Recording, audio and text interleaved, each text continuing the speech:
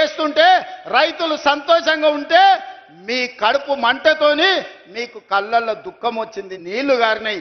మీ దుఃఖానికి కారణం రైతులు సంతోషంగా ఉండడమే తప్ప ఇంకొక కారణం కాదు.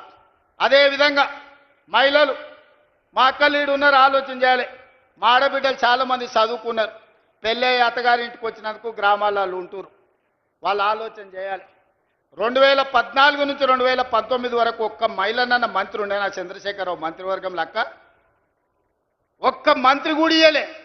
5 ఏళ్ళు మంత్రి లేని మంత్రివర్గం ఈ దేశంలో స్వతంత్రం వచ్చినప్పటి నుంచి ఏదైనా దుర్మార్గమైన ప్రభుత్వం ఉన్నదంటే అది చంద్రశేఖరరావు ప్రభుత్వం. ఆడపిల్లలంటే వంటింటి కుందేళ్ళే, ఇంట్లో వండి పెట్టాలి, ఇంటి ఆయనకు బట్టలు ఉతికి పెట్టాలనే ఆలోచన చంద్రశేఖర్ రావుది. అది పాపిష్టి ఆలోచన.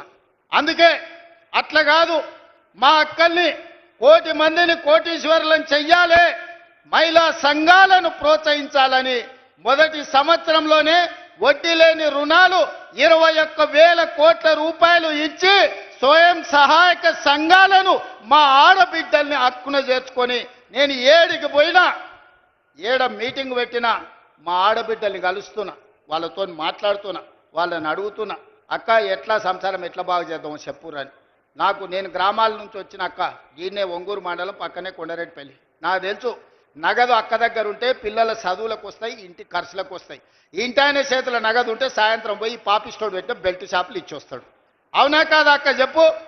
నువ్వేమన్నా పోకల డబ్బల్లో ఆనో ఇన్నో దాచుకుంటే సాయంత్రం అక్కడిక్కడ ఎత్తే అవి కూడా గుచ్చుకపోతాడు, ఇవ్వకపోతే 2 దెబ్బలు కూడా వేస్తాడు.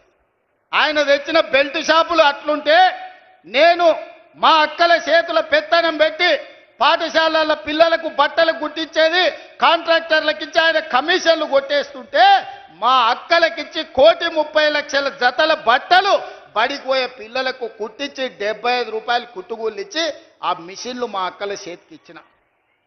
అమ్మ ఆదర్శ పాఠశాల పేరు మీద పాఠశాలల నిర్వహణ మా అక్కల చేతిలో పెట్టిన. ఎందుకంటే మా గ్రామాలలో ఉండే పేదోళ్ళ ఆడబిడ్డలే సర్కారు బడికి పోతున్నారు. ఆ సర్కారు బడి ఎవరో అధికారి నిర్వహిస్తే అది చక్కగా ఉండదని అమ్మ ఆదర్శ పాఠశాల పెట్టి ఆడబిడ్డలకే చెప్పిన.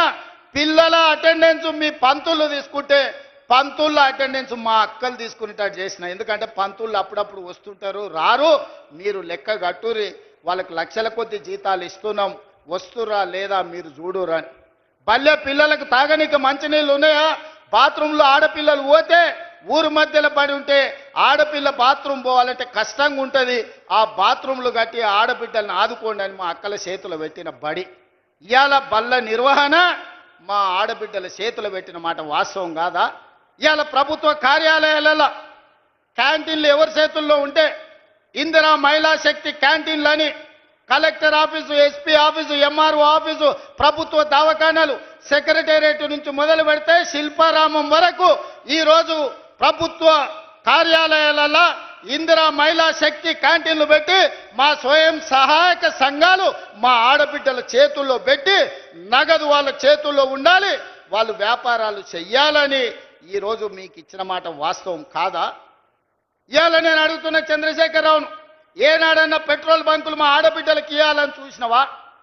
రిలయన్స్కి ఇవ్వాలి పెట్రోల్ బంకులు, సోలార్ పవర్లు అదానికి ఇవ్వాలని నువ్వు మోడీ పోటీ పడితే ఇవాళ జిల్లా కేంద్రాలలో పెట్రోల్ బంకులకు ప్రభుత్వ స్థలం ఇచ్చి అవి నిర్వహించుకునే బాధ్యత మా అక్కలకిచ్చి ఇవాళ పెట్రోల్ బంకుల యజమానులను మా ఆడబిడ్డలు చేసినాం. రిలయన్స్ తోని పోటీ, అంబానీతోని పోటీ పడే విధంగా మా ఆడబిడ్డల్ని ఇవాళ తీర్చిదిద్దినం. ఇదే కాదు, ఈరోజు సోలార్ విద్యుత్తు, ఇంటికి ఉచిత విద్యుత్తు తీసుకోవడం కాదు, ఇవాళ సోలార్ విద్యుత్తు అంబానీతో అదానితో పోటీ పడే విధంగా 1000 మెగావాట్లు సోలార్ విద్యుత్ ఉత్పత్తి చేసే కాంట్రాక్టు ఒప్పందాలు మా ఆడబిడ్డలకు ఇచ్చి ఈరోజు ప్రభుత్వంతో ఒప్పందాలు చేసి కోట్ల రూపాయల వ్యాపారం సోలార్ విద్యుత్ ఉత్పత్తి ఈరోజు 1000 మెగావాట్లు మా ఆడబిడ్డలకి ఇవాళ ఇచ్చిన. మా అక్కలకి ఎప్పుడైనా నువ్వు ఇట్లా చేయాలని ఆలోచన చేసినవా చంద్రశేఖరరావు? నీకు ఆలోచన వచ్చిందా? పెట్రోల్ బంకులు ఇచ్చినాం, సోలార్ విద్యుత్ ప్లాంట్లు ఇచ్చినాం, ఆర్టీసీలో ఆడబిడ్డలకు ఉచిత ప్రయాణానికి సౌకర్యం కల్పించినాం.